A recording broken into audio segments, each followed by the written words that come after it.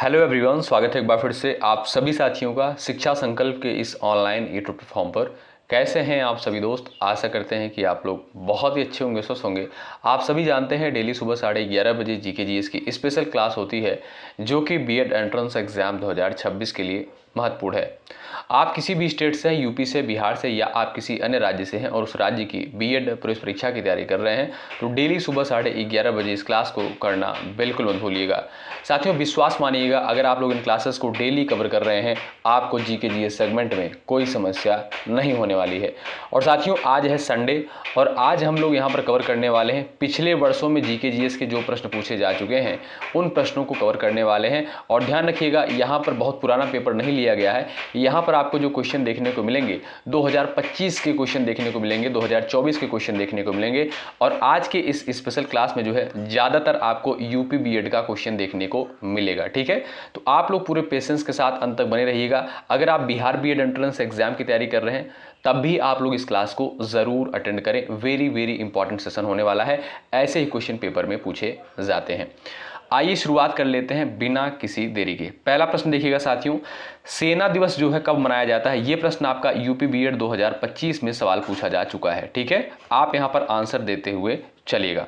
देखिएगा दोस्तों, अगर बात करें हम सेना दिवस की, तो प्रत्येक वर्ष जो है 15 जनवरी को सेना दिवस के रूप में मनाते हैं। ठीक है, और साथियों 8 अक्टूबर को आप जानते होंगे वायु सेना दिवस मनाया जाता है। कब भाई? वायु सेना दिवस कब मनाया जाता है? 8 अक्टूबर को मनाया जाता है। नौ सेना दिवस साथियों जो है 4 दिसंबर को मनाया जाता है। ठीक है, और सेना दिवस अगर आपसे पूछे तब आप कहिएगा 15 जनवरी को। ए ऑप्शन बिल्कुल करेक्ट आंसर हो जाएगा और ये प्रश्न आपका यूपी बीएड 2025 में आ चुका है। देखिएगा भाई, हर एक क्वेश्चन का आंसर आप लोग यहाँ पर करिएगा और लास्ट में जरूर बताइएगा कि आपने कितने क्वेश्चंस को यहाँ पर सही करने का प्रयास किया है। प्रश्नों की संख्या थोड़ा सा ज्यादा है तो हम लोग थोड़ा सा स्पीड के साथ चलेंगे। क्वेश्चन नंबर सेकंड देखें, 2025 में दादा साहब फाल्के पुरस्कार जो है किसे दिया गया है? इस क्वेश्चन को साथियों हमने अपडेट कर दिया है और ये करंट अफेयर वाले सेगमेंट में पूछा गया था ये प्रश्न। ठीक है, ये भी आपका यूपी बीएड में आया था। ठीक है, तो 2025 में दादा साहब फाल्के पुरस्कार जो है किसे दिया गया है? तो ध्यान रखिएगा, मोहनलाल विश्वनाथन को। ऑप्शन नंबर डी आपका बिल्कुल करेक्ट आंसर है और इस क्वेश्चन को आप लोग रट लीजिएगा, वेरी वेरी इंपॉर्टेंट सवाल है। ठीक है, ऑप्शन नंबर डी आपका बिल्कुल करेक्ट आंसर हो जाएगा। सवाल नंबर तीसरा देखिएगा, फाहियान जो है किसके शासनकाल में भारत आया था? क्वेश्चन नंबर थर्ड का आप लोग यहाँ पर आंसर कर सकते हैं। ये भी सवाल आपका यूपी बीएड 2025 में पूछा जा चुका है। ठीक है, सभी लोग यहाँ पर आंसर करिएगा। फाहियान जो है किसके शासनकाल में भारत आया था, बताएं। यहाँ पर क्वेश्चन नंबर थर्ड का आंसर आप कर सकते हैं। जो लोग जा रहे हैं Chandragupta second option number B पर, वो बिल्कुल यहाँ पर राइट हो जाएंगे। साथियों, फाहियान जो है कहाँ का यात्री था? ये भी सवाल आपसे पूछ सकता है, तो आप कहिएगा ये जो है चीन का यात्री था, यानी चीनी यात्री था।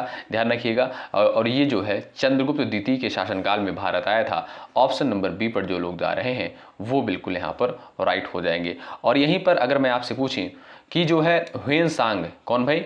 ह्वेनसांग जो है किसके शासनकाल में भारत आया था? तो याद रखिएगा दोस्तों, हर्षवर्धन के शासनकाल में आया था। याद रखिएगा, हो सकता है ये प्रश्न अब की बार पूछा जा सके। ठीक है, क्वेश्चन नंबर यहाँ पर चौथा देखिएगा, मन्नार की खाड़ी किन दो देशों के बीच स्थित है? क्वेश्चन नंबर 4 का उत्तर बताएं।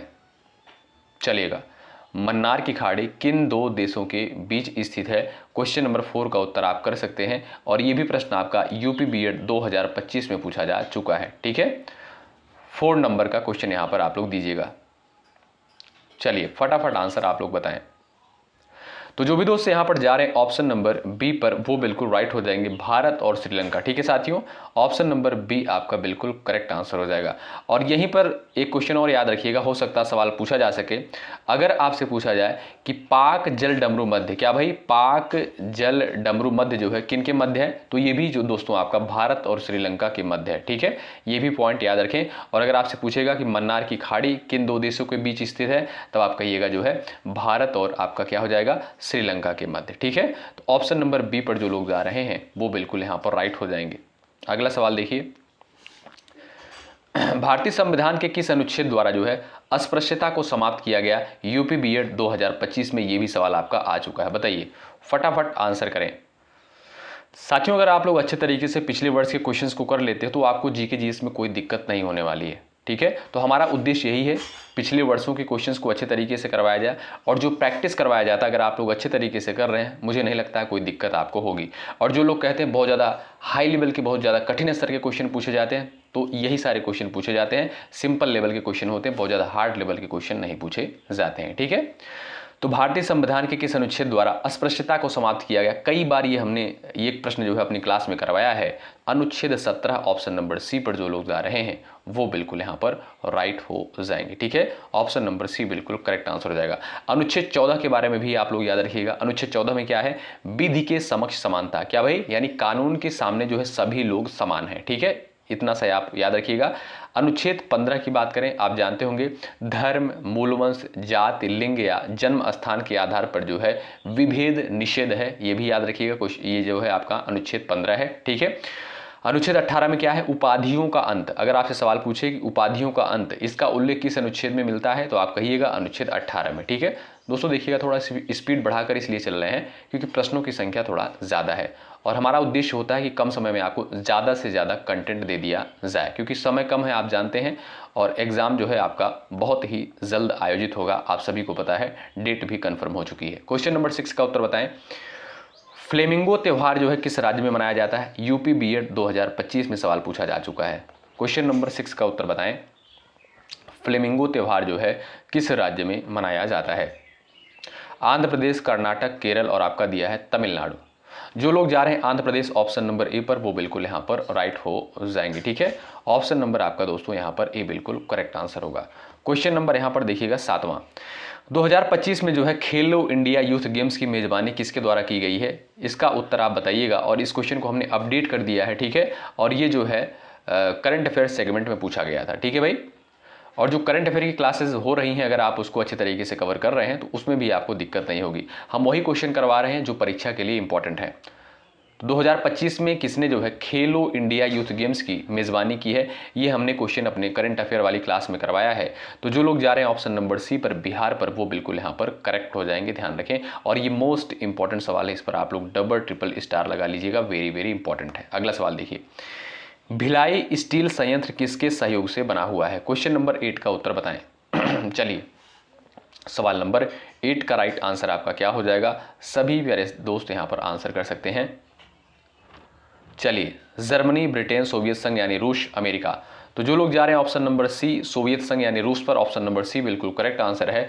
भिलाई स्टील संयंत्र जो है किसके सहयोग से बना है? सोवियत संघ के सहयोग से बना है। ऑप्शन नंबर सी बिल्कुल राइट। नेक्स्ट देखिएगा, भूरी क्रांति का संबंध किससे है? क्वेश्चन नंबर 9 का उत्तर आप यहां पर कर सकते हैं। सवाल नंबर 9 का उत्तर आप यहां पर बता सकते हैं। चलिए, भूरी क्रांति का संबंध जो है किससे है? क्वेश्चन नंबर 9 का उत्तर आप बताएं। चलिएगा, यहां पर आपका राइट आंसर क्या हो जाएगा, सभी दोस्तों बताएं। तो यहां से भी देखिएगा दोस्तों, क्वेश्चन पूछा जाता है। तो जो लोग जा रहे हैं बायोगैस और उर्वरक पर, ऑप्शन नंबर सी पर, वो बिल्कुल यहां पर करेक्ट हो जाएंगे। ये भी दोस्तों आपका यूपी बीएड 2025 में ये सवाल आपका बन चुका है। देखिएगा, मत्स्य पालन की बात करें साथियों, आप जानते हैं नीली क्रांति का संबंध किससे है? मत्स्य पालन से। जो चीजें मैं आपको बता रहा हूं उसको ध्यानपूर्वक आप लोग सुनिएगा, ठीक है। मत्स्य पालन का संबंध किससे है? नीली क्रांति से, ठीक है। दुग्ध उत्पादन आप सभी जानते होंगे भाई, ये जो है आपका दुग्ध उत्पादन जो है ये आपका श्वेत क्रांति, ठीक है। श्वेत क्रांति का संबंध किससे होता है? दुग्ध उत्पादन से। अंडा उत्पादन आप जानते होंगे साथियों, रजत क्रांति। क्या भाई? रजत क्रांति का संबंध किससे होता है? अंडा उत्पादन से, ठीक है। इन सारी चीजों को याद रखें। जो लोग जा रहे हैं यहाँ पर सी ऑप्शन पर, वो बिल्कुल राइट होंगे। सवाल नंबर 10, किस स्थान पर जो है अलकनंदा और भागीरथी नदियां मिलकर गंगा नदी बनाती हैं? क्वेश्चन नंबर 10 का उत्तर बताएं। ये भी प्रश्न आपका यूपी बीएड में भी आ चुका है, बताएं। साथियों देखिएगा, ये यूपी बीएड के लिए भी महत्वपूर्ण है, बिहार बीएड के लिए भी महत्वपूर्ण है, या आप किसी अन्य राज्य से हैं वहां भी अगर जीके जीएस पूछा जा रहा है तो ये क्लास महत्वपूर्ण है, वेरी वेरी इंपॉर्टेंट है। आप लोग जरूर इसको करिएगा, ऐसे ही प्रश्न आपका हर जगह पूछा जाता है। क्वेश्चन नंबर 10 का उत्तर बताएं। किस स्थान पर अलकनंदा और भागीरथी नदियां मिलकर गंगा नदी बनाती हैं? राइट आंसर क्या हो जाएगा आपका? देवप्रयाग में। ऑप्शन नंबर बी बिल्कुल करेक्ट आंसर हो जाएगा। आप सभी दोस्त जानते होंगे उत्तराखंड के देवप्रयाग में जो है इन दो धाराओं के मिलन के बाद ही गंगा का निर्माण होता है, गंगा कहा जाता है यहीं पर, ठीक है भाई। ऑप्शन नंबर बी आपका बिल्कुल यहाँ पर राइट आंसर हो जाएगा, ध्यान रखें। और साथियों गंगा की कुल लंबाई कितनी आप जानते हैं, भारत की सबसे बड़ी नदी है और इसकी लंबाई जो है 2525 किलोमीटर, लगभग इसकी लंबाई 2525 किलोमीटर है, ये भी याद रखिएगा। ठीक है, भारत का मानक समय GMT जो है कितना आगे है, ये भी आपको पता होगा। क्वेश्चन नंबर 11 का आंसर बताएं। हमने ये सारे क्वेश्चन जो है अपनी क्लास में करवाया है। अगर आप लोग अच्छे तरीके से क्लासेस को अटेंड कर रहे होंगे तो आपको समस्या नहीं होने वाली है। इसीलिए हम आपसे पहले से ही बोल रहे हैं कि सुबह 11:30 बजे वाली क्लास आप लोग बिल्कुल अटेंड करें। तो आज था संडे, हमने सोचा क्यों ना भाई आज जो है आपको कुछ स्पेशल प्रोवाइड किया जाए। चलिए, और इसमें साथियों इस क्लास में आपको कुछ हिंदी के भी क्वेश्चन देखने को मिलेंगे जो पेपर में पूछे जा चुके हैं। ठीक है, 2025 में। चलिए, मानक यहां पर पूछा गया भारत का मानक समय GMT जो है GMT से कितना आगे है, तो 5.5 घंटे रट लीजिएगा, वेरी वेरी इंपॉर्टेंट है। ऑप्शन नंबर सी पर जो लोग जा रहे हैं वो बिल्कुल यहां पर राइट हो जाएंगे। ठीक है भाई, आगे बढ़ें। क्वेश्चन नंबर अगला देखिए, ये रहा, हरियाणा एवं उत्तर प्रदेश में कौन सी नदी अलग करती है, बताएं हरियाणा एवं उत्तर प्रदेश को कौन सी नदी अलग करती है। सवाल नंबर 12 का उत्तर दे दीजिएगा आप लोग। तो वो है साथियों आपका यमुना। ऑप्शन नंबर बी पर जो लोग जा रहे हैं वो बिल्कुल यहाँ पर राइट हो जाएंगे। ठीक है भाई, साथियों यह जो है गंगा की सबसे बड़ी सहायक नदी है। अगर आपसे पूछा जाए कि गंगा की सबसे बड़ी सहायक नदी कौन सी है, आप कहिएगा यमुना जो है गंगा की सबसे बड़ी सहायक नदी है। ऑप्शन नंबर बी करेक्ट है। अगला सवाल, विश्व का सबसे बड़ा ग्लेशियर जो है कहाँ पर स्थित है। क्वेश्चन नंबर 13 का उत्तर बताएं। चलिएगा सभी दोस्त आंसर छापिएगा। विश्व का सबसे बड़ा ग्लेशियर जो है कहाँ पर स्थित है। Himalaya, Andes, Lambert glacier, Alaska. Question number 13 का उत्तर आप सभी दोस्त यहां पर बता सकते हो। राइट आंसर आपका क्या हो जाएगा। जो लोग यहां पर जा रहे हैं लैम्बर्ट ग्लेशियर अंटार्कटिका में, वो बिल्कुल राइट हो जाएंगे। अंटार्कटिका यहां पर कर लीजिएगा दोस्तों। ठीक है, तो विश्व का जो सबसे बड़ा ग्लेशियर है ये आपका कहां पर है, ये है आपका लैम्बर्ट ग्लेशियर। कहां पर स्थित है, अंटार्कटिका में। ऑप्शन नंबर सी पर जो लोग जा रहे हैं वो बिल्कुल राइट हो जाएंगे। अगला सवाल देखिएगा, ए पैशन फॉर डांस पुस्तक के लेखक कौन है, बताइए। क्वेश्चन नंबर 14 का उत्तर बता दीजिए। चलिए, सवाल नंबर 14 का उत्तर बताएं फटाफट। ए पैशन फॉर डांस पुस्तक के लेखक कौन है। सवाल नंबर 14 का राइट आंसर आपका क्या हो जाएगा, सभी दोस्त यहां पर आंसर कर सकते हैं। तो जो लोग जा रहे हैं यामिनी कृष्णमूर्ति ऑप्शन नंबर 2 पर, वो बिल्कुल यहां पर राइट हो जाएंगे। ठीक है भाई, ऑप्शन नंबर 2 आपका साथियों यहां पर बिल्कुल सही आंसर हो जाएगा। आइए आगे बढ़ते हैं। क्वेश्चन नंबर नेक्स्ट, सेबी का पूरा नाम क्या है, बताइए। सेबी का पूर्ण रूप क्या है, आप आंसर कर सकते हैं। चलिएगा, यहां पर आपका सही उत्तर क्या हो जाएगा, इसका फुल फॉर्म क्या है आप बता सकते हैं। देखिएगा दोस्तों, जो सेबी का फुल फॉर्म होता है, यस से हो जाएगा आपका सिक्योरिटीज़, और ई से हो जाएगा आपका क्या, एक्सचेंज। ठीक है, बी से हो जाएगा क्या, बोर्ड, और आई से हो जाएगा आपका इंडिया, यानी securities and exchange board of India. ठीक है, यानी इसे जो है हिंदी में कहते हैं भारतीय प्रतिभूति और विनिमय बोर्ड। क्या भाई, भारतीय प्रतिभूति और विनिमय बोर्ड। ऑप्शन नंबर ए बिल्कुल राइट आंसर हो जाएगा। ये प्रश्न दोस्तों पेपर में बन चुका है और ये आपका यूपी बीएड में आ चुका है। ठीक है, इसकी स्थापना दोस्तों, सेबी की स्थापना कब हुई थी। सेबी की स्थापना साथियों 1988 में हुई थी। और इसे संवैधानिक दर्जा कब मिला, इसे साथियों वैधानिक दर्जा, ध्यान रखिएगा, अगर आपसे पूछे इसे वैधानिक दर्जा कब दिया गया, 1992 में जो है इसे वैधानिक दर्जा दिया गया। इसका मुख्यालय याद रखिएगा, हो सकता है पूछा जाए पेपर में। सेबी का जो मुख्यालय है, इसका मुख्यालय मुंबई में स्थित है। ठीक है, अगला सवाल, पारुल परमार का संबंध किस खेल से है। क्वेश्चन नंबर 16 का उत्तर बताएं। पारुल परमार का संबंध जो है किस खेल से है, सवाल नंबर 16 का उत्तर आप कर सकते हैं। सही आंसर हो जाएगा दोस्तों आपका para badminton. Option number A पर जो लोग जा रहे हैं वो बिल्कुल यहां पर राइट हो जाएंगे। अगला सवाल, रातापानी अभ्यारण्य कहां पर स्थित है, उत्तर प्रदेश, मध्य प्रदेश, राजस्थान, गुजरात। सवाल नंबर 17 का उत्तर बताएं। सवाल नंबर 17 का राइट आंसर आपका क्या हो जाएगा, बता सकते हैं आप लोग। जो भी साथी यहाँ पर बी ऑप्शन पर गए हैं मध्य प्रदेश, वो बिल्कुल राइट हो जाएंगे। ठीक है भाई, साथियों रातापानी अभ्यारण्य जो है आपका मध्य प्रदेश के रायसेन जिले में स्थित है। कहाँ पर, मध्य प्रदेश के रायसेन जिले में स्थित है। ऑप्शन 2 जो दिया है बिल्कुल राइट आंसर है। नेक्स्ट, जीपीटी का फुल फॉर्म देखिए पूछा गया था पेपर में। क्वेश्चन नंबर 18 का उत्तर बताएं, जीपीटी का जो है फुल फॉर्म क्या होता है। सवाल नंबर यहां पर दिया 18, इसका उत्तर बता सकते हैं। चलिए, राइट आंसर क्या हो जाएगा, option number B, generative pre trained transformer. Option B पर जो लोग जा रहे हैं वो बिल्कुल यहां पर राइट है। सेकंड विकल्प आपका बिल्कुल सही हो जाएगा। आइए बढ़ते हैं, अगला सवाल देखते हैं भाई। क्वेश्चन नंबर नेक्स्ट, राष्ट्रीय कला भवन संग्रहालय कहाँ पर स्थित है? 19 का उत्तर बताएं। चलिए भाई, राष्ट्रीय कला भवन संग्रहालय कहाँ पर स्थित है? नई दिल्ली, लखनऊ, बनारस हिंदू विश्वविद्यालय, जयपुर। सवाल नंबर 19 का राइट आंसर क्या हो जाएगा? जो लोग जा रहे हैं बनारस, यानी बनारस हिंदू विश्वविद्यालय, ऑप्शन नंबर सी पर, वो बिल्कुल राइट है। वेरी वेरी इंपॉर्टेंट सवाल है, याद रखिएगा, प्रश्न पूछा जा चुका है पेपर में। क्वेश्चन नंबर नेक्स्ट, बैजू बावरा किसके दरबार में प्रसिद्ध संगीतज्ञ थे? बैजू बावरा जो है किसके दरबार में प्रसिद्ध संगीतज्ञ थे? 20 का उत्तर बताएं। सही उत्तर हो जाएगा राजा मानसिंह के दरबार में। ठीक है, राजा मानसिंह तोमर के दरबार में प्रसिद्ध संगीतज्ञ थे कौन? बैजू बावरा। ऑप्शन सेकंड जो दिया है बिल्कुल राइट है। नेक्स्ट, WTO की स्थापना कब हुई? ये क्वेश्चन हमने कई बार करवाया अपनी क्लासेस में, आप लोग बताएं WTO की स्थापना जो है कब हुई? तो साथियों 1 जनवरी 1995 को आपका right answer, option number B बिल्कुल करेक्ट आंसर हो जाएगा। और इसका मुख्यालय आप याद रखिएगा, WTO यानी वर्ल्ड ट्रेड ऑर्गेनाइजेशन, यानी विश्व व्यापार संगठन। क्या भाई? विश्व व्यापार संगठन का मुख्यालय जो है जिनेवा में स्थित है और इसकी स्थापना 1 जनवरी 1995 को हुई थी। ऑप्शन सेकंड पर जो लोग जा रहे हैं वो बिल्कुल राइट है। नेक्स्ट, द्वितीय विश्व युद्ध के बाद जो है शांति हेतु किस संगठन की स्थापना हुई? बताइए, 22 का उत्तर कर सकते हैं। द्वितीय विश्व युद्ध के बाद जो है शांति हेतु किस संगठन की स्थापना करी गई थी? तो भाई संयुक्त राष्ट्र संगठन यानी UN की स्थापना करी गई थी। ऑप्शन नंबर बी बिल्कुल यहाँ पर राइट आंसर हो जाएगा। ठीक है भाई, इसकी स्थापना दोस्तों ध्यान रखिएगा 24 अक्टूबर 1945 को, कब? 24 अक्टूबर 1945 को करी गई थी। और अगर आपसे पूछा जाए कि संयुक्त राष्ट्र संगठन का मुख्यालय कहाँ पर स्थित है, तो इसका मुख्यालय दोस्तों न्यूयॉर्क में स्थित है। कहाँ पर? न्यूयॉर्क में स्थित है, याद रखिएगा आप लोग। जो लोग बी ऑप्शन पर जा रहे हैं वो बिल्कुल राइट है। नेक्स्ट, रुद्र दमन का जूना अभिलेख कहाँ प्राप्त हुआ है? उज्जैन, गिरनार पहाड़ियाँ, नासिक, इलाहाबाद। सवाल नंबर 23 का उत्तर बताएं। रुद्र दमन का जूना अभिलेख जो है ये आपका कहाँ पर प्राप्त हुआ है? चलिए क्वेश्चन नंबर 23 का उत्तर बताएं। रुद्र दमन का जूनागढ़ अभिलेख कहाँ से प्राप्त हुआ है? उज्जैन, गिरनार पहाड़ियाँ, गुजरात, नासिक, इलाहाबाद।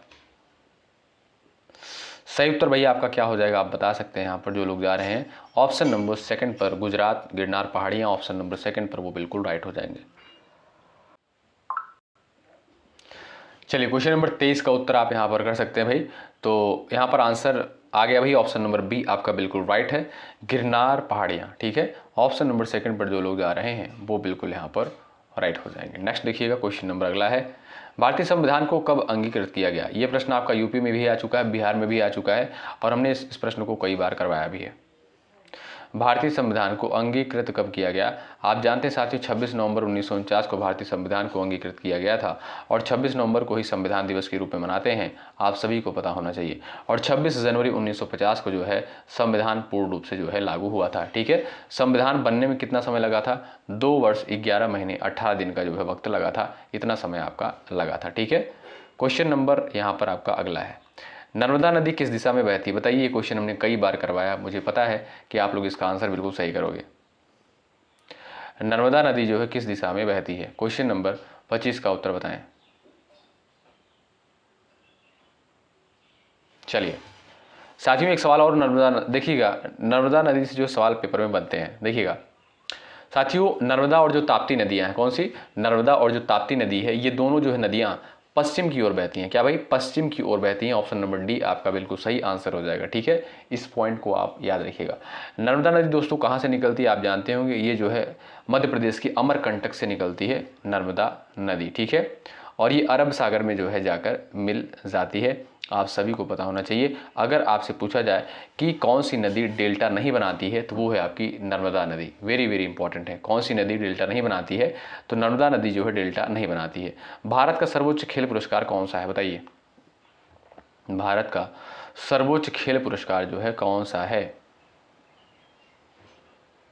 सवाल नंबर 26 का राइट आंसर क्या हो जाएगा भाई, ध्यान रखें आप लोग।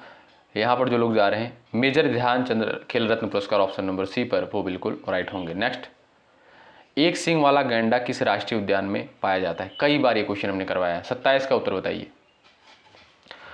चलिए 27 का उत्तर बताइए और भाई सेशन को आप लोग लाइक करते हुए चलिएगा। बहुत मेहनत के साथ इस कंटेंट को तैयार किया गया दोस्तों। ठीक है, आप ध्यान दीजिएगा दोस्तों, जो यूपी बीएड का पेपर होता है ये आपका जो आपका पेपर होगा ये आपको पेपर दिया नहीं जाएगा, मतलब आप घर पर नहीं ले आ सकते इस पेपर को, ठीक है। तो आप सोचेंगे सर आपके पास फिर ये क्वेश्चन कहाँ से आ गया। तो देखिएगा दोस्तों, बहुत सारे साथी जो है पिछले वर्ष में जो तैयारी किए थे उन्होंने जो है हमारे पास कुछ क्वेश्चन भेजा था और ये स्मृति पर आधारित है, यानी जो उनको याद थे प्रश्न, जो लोग पेपर देने गए थे वो लोग जो है व्हाट्सएप के माध्यम से, यूट्यूब के माध्यम से ये सारे क्वेश्चन उन्होंने भेजा था। तो उसी के माध्यम से जो है ये सारी चीज़ें आपको दी जा रही हैं और बिल्कुल हूबहू ऐसे ही प्रश्न पेपर में पूछे गए थे, यही प्रश्न पेपर में आए हुए थे, ठीक है। तो अब की बार आप लोग क्या करना भाई, आप लोग भी पेपर देने जाना तो क्वेश्चन जो है ज़रूर भेजना और क्वेश्चन को जो है याद करना, याद करके आना। मतलब याद करने का मतलब ये नहीं कि बैठ के याद ही करना, बस हाँ जो चीज़ें आपको याद रहें वो आप व्हाट्सअप नंबर पर ज़रूर भेजना, ठीक है।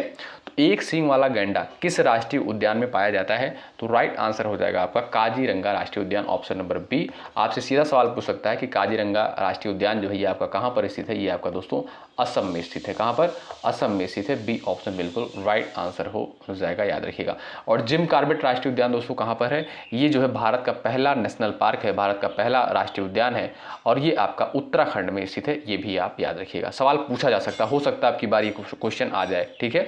आपसे सीधा सवाल पूछे कि भारत का पहला राष्ट्रीय उद्यान कौन सा है, तब आप कहेंगे जिम कॉर्बेट राष्ट्रीय उद्यान, कहाँ पर, उत्तराखंड में स्थित है। नेक्स्ट, अष्टप्रधान किसकी मंत्रिपरिषद थी, बताइए। 28 का उत्तर बताएं फटाफट, चलिएगा भाई। अष्टप्रधान जो है किसकी मंत्रिपरिषद थी, आप जानते होंगे Chhatrapati Shivaji, option number B आपका बिल्कुल करेक्ट आंसर हो जाएगा। साथियों शिवाजी महाराज के प्रशासन में जो है 8 मंत्रियों का समूह था, ठीक है। ऑप्शन नंबर बी बिल्कुल यहाँ पर राइट आंसर हो जाएगा, ध्यान रखें आप लोग। नेक्स्ट, नागानंद, रत्नावली और प्रिदर्शिका किसकी रचनाएं हैं।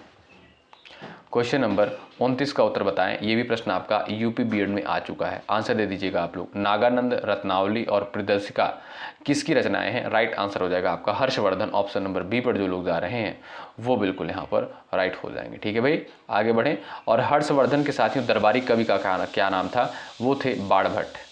कौन, बाणभट्ट। नेक्स्ट, कौन सा संगठन जो है अध्यापकों को शिक्षा प्रदान करने के मानक तय करता है, मोस्ट इंपॉर्टेंट है।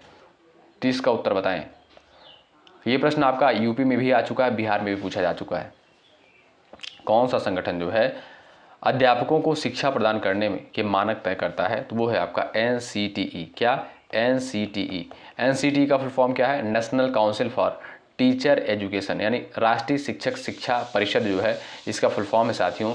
तो ध्यान रखिएगा NCTE जो लोग जा रहे हैं ऑप्शन नंबर सी पर वो बिल्कुल राइट हो जाएंगे, ध्यान रखिएगा, वेरी वेरी इंपॉर्टेंट है। नेक्स्ट, मधुमेह के रोगी को किसके सेवन में कमी करनी चाहिए, प्रोटीन, वसा, कार्बोहाइड्रेट, विटामिन। क्वेश्चन नंबर 31 उत्तर बताएं। चलिएगा साथियों, मधुमेह यानी डायबिटीज़ में जो है इंसुलिन हार्मोन की जो है कमी हो जाती है, आप सभी को पता होगा, ठीक है। तो यहाँ पर जो लोग जा रहे हैं ऑप्शन नंबर सी पर कार्बोहाइड्रेट, ठीक है। तो डायबिटीज़ के रोगी को किसके सेवन से बचना चाहिए भाई, कार्बोहाइड्रेट के। ऑप्शन नंबर सी पर जो लोग जा रहे हैं वो बिल्कुल यहाँ पर करेक्ट हो जाएंगे। अच्छा, विश्व मधुमेह दिवस कब मनाया जाता है, 14 नवंबर को, याद रखिएगा, रट लीजिएगा। विश्व मधुमेह दिवस जो है 14 नवंबर को प्रत्येक वर्ष मनाया जाता है। नेक्स्ट क्वेश्चन देखिए, राष्ट्रपति और उपराष्ट्रपति की अनुपस्थिति में कार्यभार कौन संभालता है, ये भी प्रश्न आपका पेपर में आ चुका है, बताइए। 32 का उत्तर फटाफट कर दें आप लोग। राष्ट्रपति और उपराष्ट्रपति की अनुपस्थिति में कार्यभार कौन संभालता है। लाइक की संख्या साथियों बढ़ती रहनी चाहिए, ठीक है, लाइक की संख्या बढ़ाते चलिएगा। जो लोग चैनल पर नए हैं सब्सक्राइब कर लीजिएगा ज़रूर, हेल्प आपको यहाँ पर श्योर मिलेगी 100%। जो लोग जा रहे हैं ऑप्शन नंबर सी पर सुप्रीम कोर्ट के मुख्य न्यायाधीश, ऑप्शन नंबर सी आपका बिल्कुल राइट आंसर हो जाएगा। मैं आपसे एक सवाल पूछ रहा हूं, वर्तमान समय में जो है सुप्रीम कोर्ट ऑफ इंडिया के मुख्य न्यायाधीश कौन है, आप लोग कमेंट करके ज़रूर बताइएगा, याद कर लीजिएगा, ये बड़ा इंपॉर्टेंट है, ठीक है। क्वेश्चन नंबर अगला देखिएगा, संविधान की 8वीं अनुसूची में कुल कितनी भाषाएं शामिल हैं। कई बार ये सारे क्वेश्चन हमने करवाए, क्यों भाई देखिएगा, जो चीज़ें आपको यहाँ पर दी जा रही है हम आपसे पहले से ही कह रहे हैं, बिल्कुल एग्जाम के पैटर्न के आधार पर चीज़ों को यहाँ पर दिया जा रहा है आपको। बताइए, संविधान की 8वीं अनुसूची में कुल कितनी भाषाएं हैं, तो आप जानते हैं 22। ऑप्शन नंबर सी पर जो लोग जा रहे हैं वो बिल्कुल राइट है। मूल संविधान में कितनी भाषाएं शामिल थी, 14 थी, लेकिन अब आप देखेंगे साथियों 22 भाषाएं शामिल हैं। ऑप्शन नंबर सी पर जो लोग जा रहे हैं वो बिल्कुल यहाँ पर राइट है। क्वेश्चन नंबर नेक्स्ट, NEP 2020 के तहत नया शैक्षिक ढांचा क्या है, बताइए। क्वेश्चन नंबर 34 का उत्तर बताएं। ये प्रश्न आपका यूपी में भी आ चुका है, बिहार बीएड में भी पूछा जा चुका है, ध्यान रखिएगा साथियों। और ये प्रश्न साथियों हमने जीके जीएस में भी करवाया है, और जो टीचिंग एप्टीट्यूड की क्लास होती है हमारी उसमें भी ये हमने करवाया है, ठीक है। तो एनईपी 2020 के तहत नया शैक्षिक ढांचा जो है क्या है, क्वेश्चन नंबर 34 का आंसर आप कर सकते हैं। चलिएगा, तो जो लोग यहां पर जा रहे हैं ऑप्शन नंबर सेकंड पर वो बिल्कुल राइट हो जाएंगे। इसको याद कर लीजिएगा, बड़ा इंपॉर्टेंट है। 53-34 करके आप याद रखिएगा तो आपको याद हो जाएगा, ठीक है। 53-34 याद रखिएगा तो आपको याद रहेगा 5 + 3 + 3 + 4, ठीक है। तो एनईपी 2020 के तहत नया शैक्षिक ढांचा क्या है, 5 + 3 + 3 + 4। ऑप्शन नंबर सेकंड पर जो लोग जा रहे हैं वो बिल्कुल यहाँ पर राइट हो जाएंगे। अगला सवाल देखें, ये रहा क्वेश्चन नंबर 35 का। इसका उत्तर आप यहां पर कर सकते हैं। खो खो चैंपियनशिप 2024 की मेजबानी किस देश ने की है। ये देखिएगा दोस्तों, करंट अफेयर का क्वेश्चन पूछा गया, यानी पेपर आपका था कब भाई, 2025 में, ठीक है। और 2024 का देखिए करंट अफेयर पूछा गया था। तो इसी तरीके से हम भी चीजें कवर करवा रहे हैं। जो करंट अफेयर की क्लास होती है उसको आप लोग बिल्कुल छोड़िएगा नहीं। तो जो लोग यहाँ पर जा रहे हैं ऑप्शन नंबर सी भारत पर, वो बिल्कुल यहाँ पर राइट हो जाएंगे, ठीक है भाई। ऑप्शन नंबर आपका सी जो दिया है बिल्कुल करेक्ट आंसर होगा। नेक्स्ट देखिएगा, पंडित शिव कुमार शर्मा जो है किस वाद्य यंत्र से संबंधित है, बताइए। पंडित शिव कुमार शर्मा जो है किस वाद्य यंत्र से संबंधित है। साथियों, बांसुरी की बात करें तो हरिप्रसाद चौरसिया जो है बांसुरी वादक थे, वेरी वेरी इंपॉर्टेंट है। जाकिर हुसैन तबला वादक थे भाई, ठीक है। रविशंकर ये जो है आपकी सितार वादक, ठीक है। और संतूर ऑप्शन नंबर आपका सी करेक्ट हो जाएगा, पंडित शिव कुमार शर्मा, ठीक है। इन सबको भाई याद रखिएगा, इन सबका जो नाम है याद रखिएगा आप लोग। अगला सवाल देखिए, विश्व का सबसे लंबा रेल मार्ग कौन सा है। क्वेश्चन नंबर 37 का उत्तर बताएं। विश्व का सबसे लंबा रेल मार्ग जो है कौन सा है, वो हो जाएगा आपका ट्रांस साइबेरियन। कौन सा, trans Siberian, option number B correct है। साथियों, ये आपका इसकी लंबाई की बात करें लगभग 9,289 किलोमीटर जो है लगभग इसकी लंबाई है, ठीक है। ऑप्शन नंबर बी पर जो लोग जा रहे हैं वो बिल्कुल राइट है। अगला, अनुच्छेद 21(1) का संबंध किससे है। ये प्रश्न आपका यूपी में आ चुका है, बिहार में भी पूछा जा चुका है, बताएं। क्वेश्चन नंबर 38 का उत्तर आप कर सकते हैं। जो लोग जा रहे हैं ऑप्शन नंबर यहाँ पर बी पर, शिक्षा का अधिकार, ऑप्शन नंबर बी करेक्ट हो जाएगा, ठीक है दोस्तों।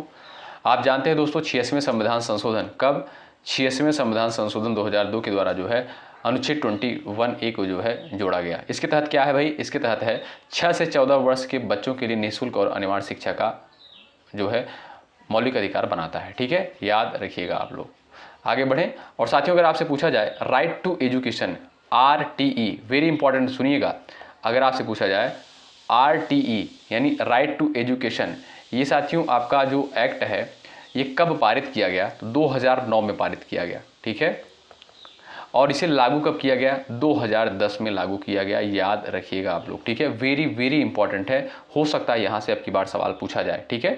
तो अनुच्छेद 21(a) का संबंध किससे है, शिक्षा के अधिकार से संबंधित है, ठीक है। और अनुच्छेद 21(a) कब जोड़ा गया था, किस संविधान संशोधन के द्वारा, तो 86वें संविधान संशोधन 2002 के द्वारा जो है जोड़ा गया था, ठीक है। और राइट टू एजुकेशन एक्ट जो है साथियों ये कब पारित किया गया, 2009 में पारित किया गया। लागू कब हुआ, 2010 में। ये सारे पॉइंट्स याद रखें, वेरी वेरी इंपॉर्टेंट है, हो सकता है आपकी बार यहाँ से सवाल बन जाए। तीनों गोलमेज सम्मेलनों में भाग लेने वाले व्यक्ति कौन थे, 2025 यूपी बीएड में पूछा गया सवाल। तीनों गोलमेज सम्मेलन में किसने भाग लिया था, doctor BR Ambedkar, option number C आपका जो दिया है बिल्कुल राइट आंसर हो जाएगा, ठीक है। और तीनों गोलमेज सम्मेलन साथियों कब इसका आयोजन हुआ था, 1930 में, 1931 में, 1932 में, आप सभी जानते होंगे, ठीक है भाई। और महात्मा गांधी ने साथियों किस गोलमेज सम्मेलन में भाग लिया था, याद रखिएगा, ये भी पॉइंट पूछा जाता है पेपर में। तो साथियों महात्मा गांधी ने जो है सिर्फ दूसरे गोलमेज सम्मेलन में जो है भाग लिया था, याद रखिएगा आप लोग। अगला सवाल देखिएगा, बंगाल विभाजन के समय भारत के वायसराय कौन थे, बताइए। सवाल नंबर 40 का उत्तर क्या हो जाएगा, option number B Lord Curzon, second option बिल्कुल करेक्ट होगा। नेक्स्ट, किस राज्य की सीमा म्यांमार से नहीं मिलती है, बताइए।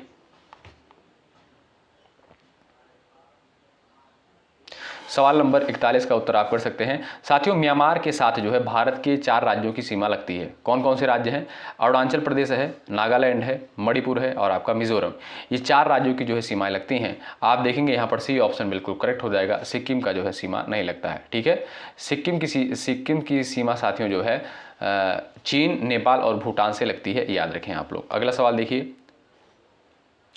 सवाल नंबर नेक्स्ट, BOD यानी बायोकेमिकल ऑक्सीजन डिमांड किससे संबंधित है? 42 का उत्तर बताएं। चलिए, राइट आंसर क्या हो जाएगा? जल में सूक्ष्म जीव और जैव पदार्थ से संबंधित है। नेक्स्ट, संविधान संशोधन की प्रक्रिया किस अनुच्छेद में है? बताइए। इस क्वेश्चन को हमने कई बार करवाया, आपको पता होगा भाई। चलिए, संविधान संशोधन की प्रक्रिया जो है किस अनुच्छेद में है? साथियों, संविधान संशोधन की प्रक्रिया किस देश के संविधान से ये ली गई है? तो ये भी आप याद रखें, दक्षिण अफ्रीका के संविधान से ली गई है और इसका उल्लेख आप देखेंगे अनुच्छेद 368 में किया गया है। ऑप्शन नंबर सी पर जो लोग जा रहे हैं वो बिल्कुल यहाँ पर राइट हो जाएंगे। अगला सवाल देखें, क्वेश्चन नंबर नेक्स्ट, मौलिक कर्तव्य संविधान के जो है किस भाग में वर्णित है? अब बताइए, ये सारे क्वेश्चन हमने कई बार करवाए हैं। हमने पॉलिटी की एक आपको क्लास प्रोवाइड करी थी जिसमें 100 क्वेश्चंस को कवर किया था। अगर आपने उस क्लास को की होगी अच्छे के तरीके से तो आपका एक भी क्वेश्चन यहाँ पर गलत नहीं होगा पॉलिटी का। ठीक है, अच्छा, जब वो क्लास हम करवा रहे थे तो कुछ लोग बोल रहे थे कि सर इसमें इतने सिंपल क्वेश्चन नहीं आएंगे पेपर में, ऐसा है वैसा है। बहुत सारी लोग बातें करते हैं भाई, किसी की बातों पर आपको ध्यान नहीं देना है। ये सारे प्रश्न पेपर में आ चुके हैं। बताइए, सिंपल ही तो क्वेश्चन है, क्या बहुत हाई लेवल का क्वेश्चन है? मौलिक कर्तव्य से सवाल बनता है, मौलिक अधिकार से सवाल बनता है, नागरिकता से सवाल बनता है, नीति निर्देशक सिद्धांत से सवाल बनता है। ठीक है, ये सारे क्वेश्चन जो बनते हैं वो सारी चीज़ें करवाई जा रही हैं अच्छे तरीके से, तो आप लोग अच्छे तरीके से करते हुए चलें। ठीक है, देखिएगा, मौलिक कर्तव्य संविधान के किस भाग में वर्णित है? आप जानते हैं भाग 4 का में। ऑप्शन नंबर सी बिल्कुल राइट आंसर है। और अनुच्छेद अगर आपसे यहीं पर पूछ लेगा तब आप कहिएगा 51A में। ठीक है, और मौलिक कर्तव्य की अवधारणा कहाँ से ली गई है? रूस के संविधान से ली गई है। इन सारे पॉइंट्स को आप लोग याद रखिएगा। ठीक, और मौलिक अधिकार का वर्णन यहीं पर जान लीजिए आप लोग। मौलिक अधिकार का वर्णन जो है भाग 3 में किया गया है। ठीक है, और 12 से 35 अनुच्छेद में किया गया है। और मौलिक अधिकार जो है, मौलिक अधिकार की अवधारणा कहाँ से ली गई है? आप देखेंगे जो है मौलिक अधिकार की अवधारणा की बात करें तो ये आपका अमेरिका के संविधान से जो है लिया गया है। और मौलिक कर्तव्य जो आपका मौलिक कर्तव्य ही आपका रूस यानी रसिया के संविधान से लिया गया है, आप लोग याद रखें। ठीक है, अगला सवाल देखिएगा, मुद्रास्फीति का मुख्य प्रभाव जो है क्या होता है? बताएं। चलिएगा, क्वेश्चन नंबर 45 का राइट आंसर आप कर सकते हैं। मुद्रास्फीति का जो है मुख्य प्रभाव क्या होता है? सही उत्तर आपका हो जाएगा वस्तुओं सेवाओं की कीमतों में वृद्धि। ऑप्शन नंबर जो आपका बी दिया है ये बिल्कुल सही आंसर हो जाएगा। नेक्स्ट देखिएगा, अभ्युदय में कौन सा उपसर्ग है? सवाल पूछा गया पेपर में भाई यूपी बीएड में। फटाफट आंसर करो आप लोग। एक सिंगल क्वेश्चन आपको ऐसा देखने को नहीं मिलेगा जो पेपर में नहीं आया हो, सभी क्वेश्चन पूछे जा चुके हैं और पूरे धैर्य के साथ इस पूरी क्लास को आपको अटेंड करनी है। यहाँ पर 83 क्वेश्चन आपको देखने को मिलेंगे। ठीक है, तो अभ्युदय में कौन सा उपसर्ग है भाई? यहाँ पर आप देखेंगे साथियों अभि उपसर्ग लगा हुआ है। बिल्कुल सिंपल सा question, option number B correct है। अगला सवाल देखिए, भय किस रस का स्थायी भाव? बताइए, इतने सिंपल क्वेश्चन पूछे जाते हैं पेपर में भाई। बताइए, भय जो है किस रस का अस्थायी भाव है? जो लोग कहते हैं बहुत कठिन स्तर का क्वेश्चन पूछा जाता है, आप देख लीजिएगा साथियों, ऐसे ही लेवल, यही लेवल होता है। और ये सारे क्वेश्चन 2025 में आपको ज़्यादा से ज़्यादा क्वेश्चन जो है 2025 में ही पूछे जा गए हैं। ये आपका 2025 में ही आया है यूपी बीएड में। अच्छा, ये चीज़ें मैं बार बार आपसे इसलिए कहता हूँ कि भाई बहुत सारे लोग हैं बहुत कठिन स्तर के क्वेश्चन करवा रहे हैं, बहुत हाई लेवल के, पता लगा लूसेंट की किताब से क्वेश्चन करवा रहे हैं कठिन स्तर के। भाई कोई मतलब नहीं उसका। ठीक है, तो भय जो है किस रस का स्थायी भाव होता है? तो आप जानते हैं भयानक रस का स्थायी भाव क्या होता है भाई? भय होता है ऑप्शन नंबर बी पर जो लोग जा रहे हैं वो बिल्कुल राइट हो जाएंगे। और विभिन्न रस के यहाँ पर बात करें, विभिन्न रस का स्थायी भाव क्या होता है? जुगुप्सा होता है। जुगुप्सा क्या भाई? जुगुप्सा होता है, आप जानते होंगे, ये भी पूछा गया पेपर में। और इसका जुगुप्सा का मतलब क्या होता है साथियों? घृणा करना। क्या? घृणा करना। ठीक है, और करुण रस का स्थायी भाव क्या है भाई? शोक होता है। ठीक है, और रौद्र रस का स्थायी भाव क्या होता है? क्रोध। याद रखिएगा, ये सारे अस्थायी भाव महत्वपूर्ण हैं और हम पहले से ही आपसे कह रहे हैं अस्थायी भाव से सवाल बनता है पेपर में। अगला सवाल देखिए, और श्रृंगार रस का याद रखिएगा, श्रृंगार रस का स्थायी भाव रति होता है और श्रृंगार रस को जो है रसराज कहा जाता है। क्वेश्चन नंबर 48, अपना उल्लू सीधा करना मुहावरे का अर्थ बताइए। अपना उल्लू सीधा करना मुहावरे का अर्थ बता दीजिए आप लोग। बिल्कुल सिंपल सा भाई, स्वार्थ सिद्ध करना। ये भी प्रश्न आपका पेपर में आ चुका है यूपी बीएड में 2025 में। उन्नति का विलोम शब्द आप बता दीजिएगा। उन्नति का विलोम यहाँ पर आपसे पूछा है। पतन, अवनति, अधोगति, निकृष्ट, राइट आंसर हो जाएगा अवनति। ऑप्शन नंबर बी पर जो लोग जा रहे हैं वो बिल्कुल यहाँ पर करेक्ट हो जाएंगे। ठीक है भाई, तो उन्नति का विलोम शब्द यहाँ पर आपसे जो है पूछा है। तो जो लोग यहाँ पर जा रहे हैं अवनति पर वो बिल्कुल यहाँ पर राइट हो जाएंगे। ध्यान रखिएगा साथियों, अवनति आपका बिल्कुल करेक्ट आंसर हो जाएगा। और साथियों आप देखेंगे अवनति का अर्थ क्या होता है?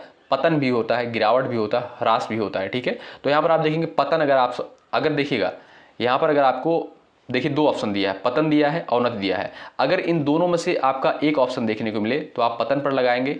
अगर दोनों ऑप्शन यहाँ पर देखने को मिल रहा है तब आप क्या लगाएंगे भाई? अवनति पर लगाएंगे। तो ऑप्शन नंबर बी आपका बिल्कुल राइट। नेक्स्ट, सोने पर जो है पत्थर रखना, मुहावरे, सीने पर पत्थर रखना मुहावरे का अर्थ बताएं। भाई गला बैठ गया। क्वेश्चन नंबर 50 का उत्तर बताएं। चलिएगा, सवाल नंबर 50 का राइट आंसर आप कर सकते हैं। सीने पर जो है पत्थर रखना मुहावरे का अर्थ क्या हो जाएगा? कष्ट सहन करना, भारी बोझ उठाना, मर जाना, कष्ट सहन करना, पत्थर का दिल होना। तो राइट आंसर क्या हो जाएगा भाई? ऑप्शन नंबर सी पर बिल्कुल करेक्ट आंसर, कष्ट सहन करना। कान भरना का मुहावरे यहाँ पर अर्थ बताइए, कान भरना का अर्थ क्या है? क्वेश्चन नंबर 51 को उत्तर दे दीजिएगा। दीक्षित करना, बुराई करना, बहकना, प्रशंसा करना। राइट आंसर क्या हो जाएगा भाई? यहाँ पर आप लोग बता सकते हैं। यहाँ पर ऑप्शन में आपको चुगली करना भी दिख सकता है। क्या? चुगली करना, आप लोग सही कर लीजिएगा दोस्तों। कान भरना यानी चुगली करना। अगला सवाल, तत्सम तद्भव का सही युग्म कौन सा है? यहाँ पर आप आंसर कर सकते हैं। तत्सम तद्भव का जो है राइट आंसर क्या हो जाएगा? आप देखेंगे एकत्र क्या है? तत्सम है। इकट्ठा क्या है? ये आपका तद्भव हो जाएगा। ए ऑप्शन पर जो लोग जा रहे हैं वो बिल्कुल राइट होंगे। अगला सवाल, बिनु पद चले सुने बिनु काना में अलंकार कौन सा है? 53 का उत्तर बता सकते हैं। चलिए, बिनु पद चले सुने बिनु काना, इसमें अलंकार पूछा है। विभावना अलंकार, ऑप्शन नंबर बी आपका राइट है। अगला सवाल, मन रे तन कागज का पुतला में कौन सा रस है? बताइए। 54 का आंसर कर सकते हैं। मन रे तन कागज का पुतला में कौन सा जो है रस है? क्वेश्चन नंबर 54 राइट आंसर हो जाएगा आपका शांत। ऑप्शन नंबर सी पर जो लोग जा रहे हैं वो बिल्कुल राइट है। नेक्स्ट, और साथियों शांत रस का अस्थायी भाव क्या होता है? याद रखिएगा, निर्वेद होता है। वेरी वेरी इंपॉर्टेंट है, निर्वेद होता है इसका अस्थायी भाव, याद रखिएगा आप लोग। ठीक, अगला सवाल ये रहा, किसी के कहे हुए शब्दों को ज्यों का त्यों लिखने के लिए किस चिन्ह का प्रयोग करते हैं? चलिए भाई उत्तर दे दीजिएगा आप लोग फटाफट। किसी के कहे हुए शब्दों को ज्यों का त्यों लिखने के लिए किस चिन्ह का प्रयोग किया जाता है? उद्धरण चिन्ह। ठीक है, उद्धरण चिन्ह साथियों कैसे प्रदर्शित करते हैं? ये आपका होता है उद्धरण चिन्ह। ठीक है, तो जो लोग जा रहे हैं बी ऑप्शन पर वो बिल्कुल राइट हो जाएंगे। योजक चिन्ह आप सभी को पता है भाई, योजक चिन्ह क्या होता है आपका? ये आपका योजक चिन्ह होता है। ठीक, आशा करता हूँ कि ये सारी चीज़ें आप लोग समझ गए होंगे। लाघव चिन्ह के बारे में पूछा है पेपर में दोस्तों। लाघव चिन्ह अगर आपसे पूछा जाए तो ये आपका लाघव चिन्ह होता है। जैसे डॉक्टर लिखा जाता है तो यहाँ पर जीरो बना दिया जाता है, यही आपका लाघव चिन्ह है। ठीक है, आशा करता हूँ समझ गए होंगे। नेक्स्ट, भारत भारती के रचयिता कौन है? क्वेश्चन नंबर 56 का उत्तर बताएं। भारत भारती के रचयिता कौन है? Maithili Sharan Gupt. Option number second पर जो लोग जा रहे हैं वो बिल्कुल राइट हो जाएंगे, ध्यान रखिएगा। ठीक है, आगे बढ़ें, आइए देखते हैं क्वेश्चन नंबर यहाँ पर नेक्स्ट। चलिएगा, 57 का उत्तर आप करिएगा। उत्पत्ति के आधार पर शब्द के कितने भेद होते हैं? उत्पत्ति के आधार पर जो है शब्द के कितने भेद होते हैं? तो साथियों 4। ऑप्शन नंबर आपका सी जो दिया है बिल्कुल राइट है। तत्सम, तद्भव, देशज और आपका विदेश। अगला सवाल देखिएगा, क्वेश्चन नंबर नेक्स्ट है, जिसकी चीज उसी से पूछो में कौन सा सर्वनाम है? बताइए। 58 का आंसर आप कर सकते हैं। क्वेश्चन नंबर 58 का राइट आंसर क्या हो जाएगा? जो लोग जा रहे हैं यहाँ पर संबंधवाचक, ऑप्शन नंबर बी पर वो बिल्कुल राइट हो जाएगा। जो शब्द साथियों संज्ञा या सर्वनाम के साथ संबंध प्रकट करते हो वहाँ पर क्या होता है साथियों? संबंधवाचक होता है। जैसे जो, सो, जिसकी, उसकी, ये सभी क्या है? ये सभी आपके संबंधवाचक के अंतर्गत आएंगे। ऑप्शन नंबर बी पर जो लोग जा रहे हैं वो बिल्कुल राइट हो जाएंगे। निजवाचक आप जानते हैं दोस्तों, ये आपका जैसे आप हो गया, स्वयं हो गया, यानी खुद के लिए बात की गई हो, खुद हो गया, ये सभी क्या है? निजवाचक के अंतर्गत आते हैं। निजवाचक के बारे में पेपर में बन चुका है सवाल। अनिवार्य का विलोम शब्द बताइए। अनिवार्य का विलोम शब्द क्या होता है? ऐच्छिक होता है, याद रखिएगा। ऑप्शन नंबर बी पर, ए पर जो लोग जा रहे हैं वो बिल्कुल यहाँ पर करेक्ट होंगे। नेक्स्ट देखिएगा, आंखों के सामने के लिए एक शब्द क्या है? बताइए। क्वेश्चन नंबर यहाँ पर 60 का उत्तर बताइए। चलिएगा, यहाँ पर लोग गलतियां क्या करते हैं, ज़्यादातर लोग ऑप्शन नंबर ए पर जाते हैं, परोक्ष पर जाते हैं, ठीक है। लेकिन साथियों अगर आपसे कहा जाए कि जो आंखों के सामने न हो, तब आप कहेंगे परोक्ष, उसके लिए एक शब्द होगा। लेकिन यहाँ पर आपसे कहा है कि आंखों के सामने के लिए क्या हो जाएगा, प्रत्यक्ष होगा। ऑप्शन नंबर बी आपका बिल्कुल करेक्ट आंसर है। नेक्स्ट सवाल पूछा गया पेपर में, ये 2025 में, गुरु के समीप रहकर अध्ययन करने वाला, बताइए। क्वेश्चन नंबर 61 का उत्तर बताइए। सवाल नंबर 61 का राइट आंसर यहां पर आप कर सकते हैं, गुरु के समीप रहकर अध्ययन करने वाला। राइट आंसर क्या हो जाएगा भाई, जो लोग जा रहे हैं यहां पर अंतेवासी ऑप्शन नंबर ए पर, वो बिल्कुल राइट हो जाएंगे। अगला सवाल ये रहा, किसी वस्तु को आधुनिक रूप देने की क्रिया, नवीनीकरण, आधुनिकीकरण, सुधार, परिवर्तन, बताइएगा। किसी वस्तु को आधुनिक रूप देने की क्रिया क्या कहलाएगी। राइट आंसर हो जाएगा आपका क्या भाई, आधुनिकीकरण। ऑप्शन नंबर बी पर जो लोग जा रहे हैं वो बिल्कुल राइट है। अगला सवाल, जमीन का हिसाब किताब रखने वाला, जमीन का हिसाब किताब रखने वाला, ये प्रश्न आपका पेपर में आ चुका है दोस्तों, यूपी बीएड में आया है, बताइए। अब इसमें दोस्तों कुछ बताने की आपकी आवश्यकता नहीं होगी, जानते हैं आप लेखपाल, ठीक है। लेखपाल क्या करता है भाई, जमीन का हिसाब किताब रखता है। ऑप्शन नंबर बी पर जो लोग आ रहे हैं वो बिल्कुल राइट हो जाएंगे। अगर आप ऑप्शन में आपको पटवारी देखने को मिले तो आप पटवारी भी टिक कर सकते हैं, लेखपाल में लेखपाल भी कर सकते हैं। अपनी प्रशंसा स्वयं करना, चलिए, अपनी प्रशंसा स्वयं करने वाला क्या हो जाएगा भाई, अभिमानी दोस्तों क्या है, जिसे अहंकार हो, ठीक है। और आत्म केंद्रित साथियों क्या होता है, जो केवल अपने बारे में सोचे, ठीक है। और आत्मश्लाघी क्या हो जाएगा, अपनी प्रशंसा स्वयं करने वाला। ऑप्शन नंबर ए पर जो लोग जा रहे हैं वो बिल्कुल यहां पर राइट हो जाएंगे। नेक्स्ट देखिएगा, 8 आंसू रोना, इसका अर्थ क्या हो जाएगा, बहुत खुश होना, बुरी तरह पछताना, कम रोना, दिखावा करना। चलिए, 8 आंसू रोना, इसका अर्थ क्या है। सवाल नंबर 65 का उत्तर आप यहां पर कर सकते हैं सभी दोस्त। जो लोग जा रहे हैं बुरी तरह पछताना, ऑप्शन नंबर बी पर जा रहे हैं वो बिल्कुल राइट हो जाएंगे। ये भी सवाल आपका यूपी बीएड 2025 में आ चुका है। संरक्षक का स्त्रीलिंग बताइए।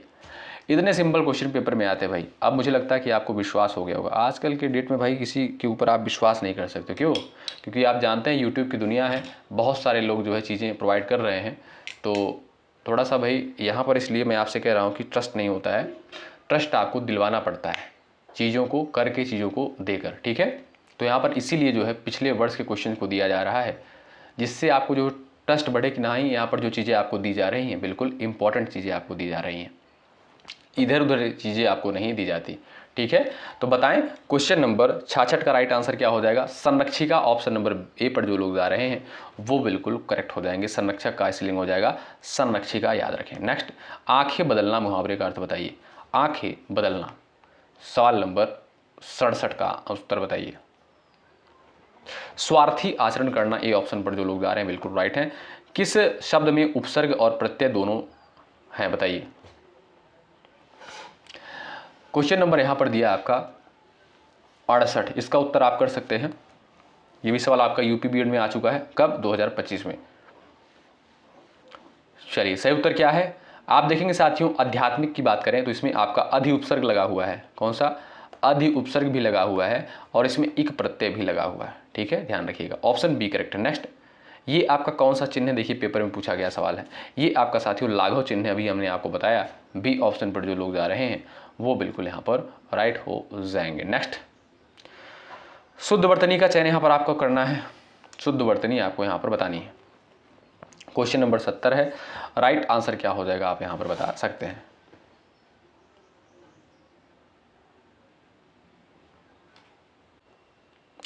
यहाँ पर दोस्तों आप देखेंगे जो शुद्धवर्तनी यहाँ पर आपका डी ऑप्शन दिया, सप्रमाण, ये आपका डी ऑप्शन बिल्कुल करेक्ट आंसर हो जाएगा, ठीक है। यहाँ पर डी ऑप्शन आपका बिल्कुल करेक्ट आंसर हो जाएगा, ध्यान रखें। नेक्स्ट, शुद्ध वाक्य का यहाँ पर आपको चयन करना है। क्वेश्चन नंबर 71, सवाल नंबर 71 का उत्तर आप यहाँ पर कर सकते हैं, बता सकते हैं। शुद्ध वाक्य का चयन करना है। मनुस्मृति हमारी धर्म पुस्तक है, मनुस्मृति हमारा धर्म पुस्तक है, मनुस्मृति धर्म पुस्तक है हमारी, इनमें से कोई नहीं। सवाल नंबर यहां पर दिया है 71, आप लोग यहां पर आंसर दीजिएगा। मनुस्मृति हमारी धर्म पुस्तक है, यहां पर आपको सटीक आंसर देना है।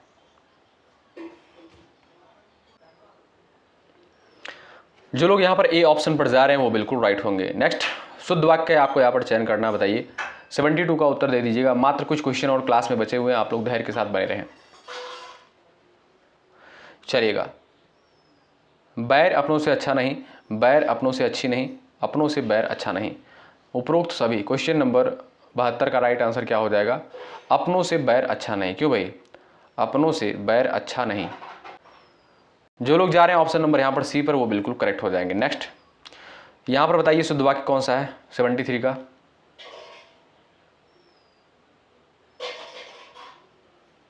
चलिएगा,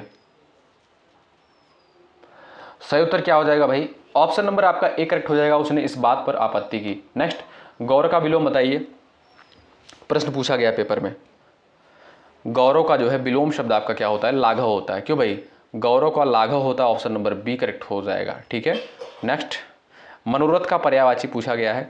मनोरथ का पर्यायवाची शब्द क्या होगा? चलिए, तो साथियों अभिलाषा, इच्छा, कामना, ये सभी जो है मनोरथ के पर्यायवाची होते हैं। ऑप्शन नंबर आपका डी करेक्ट है। नेक्स्ट, महार्डव का संधि विच्छेद बताइए। पेपर में आ चुका है यूपी बीएड 2025 में। महार्डव का सही संधि विच्छेद क्या हो जाएगा भाई? महाधन अर्डव। ऑप्शन नंबर बी पर जो लोग जा रहे हैं वो बिल्कुल यहाँ पर राइट होंगे। नेक्स्ट, अन्वय में कौन सी संधि बताइए? अनुधन अय हो जाएगा इसका क्या भाई? संधि विच्छेद। और आप देखेंगे साथियों इसमें यड़ संधि है। ऑप्शन नंबर बी पर जो लोग जा रहे हैं वो बिल्कुल राइट हो जाएंगे। नेक्स्ट, आकर्षण का विलोम बताइए। आकर्षण का विलोम यहाँ पर आपको बताना है। आकर्षण का दोस्तों होता है क्या भाई? विकर्षण। क्या? विकर्षण। आप जानते हैं ए विकल्प आपका जो दिया है बिल्कुल राइट। नेक्स्ट, दीपक का पर्यायवाची शब्द बता दीजिए। दीपक का पर्यायवाची शब्द आपका क्या हो जाएगा भाई? दीपक का हो जाएगा आपका दोस्तों यहाँ पर क्या? प्रदीप, चिराग, दीप। ऑप्शन नंबर डी, ये सभी डी ऑप्शन करेक्ट। नेक्स्ट, प वर्ग का उच्चारण स्थान बताइए। चलिए, ईमानदारी के साथ दोस्तों आप बताइएगा ज़रूर कि हम जो 11:30 बजे वाली क्लास करवा रहे हैं क्या चीज़ें बेहतर है, ज़रूर बताइएगा। और मुझे लगता है कि आप लोग यहाँ पर सभी लोगों का 99% लोगों का यही जवाब आएगा कि हाँ सर, जो आप क्लास दे रहे हैं बेहतरीन क्लास है। जब आप PYQ देखते हैं तब आपको चीज़ें क्लियर हो जाती हैं कि हाँ, चीज़ें जो आपको दी जा रही, प्रोवाइड की जा रही हैं, बिल्कुल अच्छी चीज़ें आपको दी जा रही हैं। प वर्ग का उच्चारण स्थान क्या है दोस्तों? ऑप्शन नंबर आपका यहाँ पर राइट क्या हो जाएगा? ऑप्शन नंबर सी बिल्कुल करेक्ट आंसर हो जाएगा। ओष्ठ से उच्चारित होने वाला वर्ड आपका प वर्ग के अंतर्गत। ठीक है। प फ ब भ म। और दंत आप जानते हैं ता था दा धा न। कंठ आप जानते हैं का खा गा घा न। तालु जानते हैं चा छा जा झा। ठीक है, ये सभी क्या है? आशा करता हूँ समझ रहे होंगे। अपेक्षा में कौन सी संधि है? क्वेश्चन नंबर आपका यहाँ पर दिया है 81 का उत्तर बताएं। अपेक्षा में कौन सी संधि है?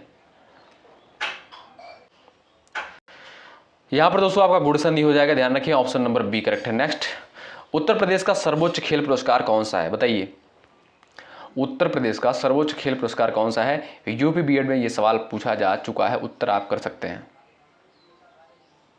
चलिए भाई, उत्तर प्रदेश का सर्वोच्च खेल पुरस्कार कौन सा है?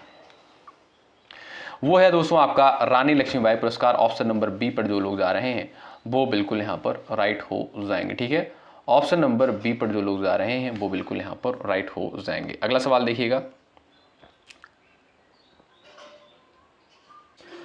हालांकि दोस्तों आप यहां पर दोनों सही कर सकते हैं, सी भी सही कर सकते हैं, लक्ष्मण पुरस्कार और रानी लक्ष्मीबाई, क्योंकि यहां पर बी सी दिया है ऑप्शन में। ठीक है, तो आप बी सी आपका सही हो जाएगा। यहां पर ऑप्शन नंबर डी आप सही कर सकते हैं, बी और सी दोनों। ठीक है, अगर ऑप्शन में जो है रानी लक्ष्मीबाई पुरस्कार सिर्फ होता तब आप इसको सही करते। ठीक, अगला सवाल, संरक्षक का स्त्रीलिंग क्या हो जाएगा? और ये आज की क्लास का लास्ट क्वेश्चन हो जाएगा और ये हो जाएगा संरक्षिका। क्या भाई? ऑप्शन नंबर ए बिल्कुल करेक्ट है। ईमानदारी के साथ बताइए, यहाँ पर 83 क्वेश्चंस में से आपने कितने सवालों को बिल्कुल राइट किया है? जरूर से जरूर कमेंट करके बताइएगा। और ये क्लास आपको कैसी लगी और ऐसे कितने साथी हैं जो इस क्लास को पूरा अंत तक जो है अटेंड किए हैं? ठीक है, तो एक बार सभी प्यारे साथी जो है लाइक की संख्या बढ़ा देंगे। जो लोग चैनल पर नए हैं सब्सक्राइब कर लीजिएगा। हेल्प आपको यहाँ पर 100% श्योर मिलेगी। जो चीज़ें आपको दी जा रही हैं एग्जाम तक, उसको आप लोग अच्छे तरीके से कवर करते हुए चलें। ठीक है, तो मिलते हैं दोस्तों आपसे अगली क्लास में। जो लोग अभी तक जो है टेलीग्राम ग्रुप से नहीं जुड़े हैं तो टेलीग्राम ग्रुप से भी आप लोग जुड़ जाइएगा। इस वीडियो के डिस्क्रिप्शन बॉक्स में आपको लिंक देखने को मिल जाएगा। साथियों आज था संडे, सोचा हमने कि भाई आज क्लास न लेते हैं, लेकिन फिर दिमाग में आया कि नहीं यार क्लास ले लेते हैं, क्योंकि भाई एग्ज़ाम जो है आपका नज़दीक है। ठीक है, तो हमारा उद्देश्य ये नहीं कि आपका समय जो है जाया जाए, हमारा उद्देश्य यही रहता है कि आपको बेहतर चीज़ें कम समय में प्रोवाइड की जाएँ। ठीक है, तो चलिए दोस्तों, मिलते हैं आपसे अगली क्लास में। ये क्लास कैसी लगी ज़रूर कमेंट करके बताइएगा आप लोग। शुक्रिया। जय हिंद, जय भारत।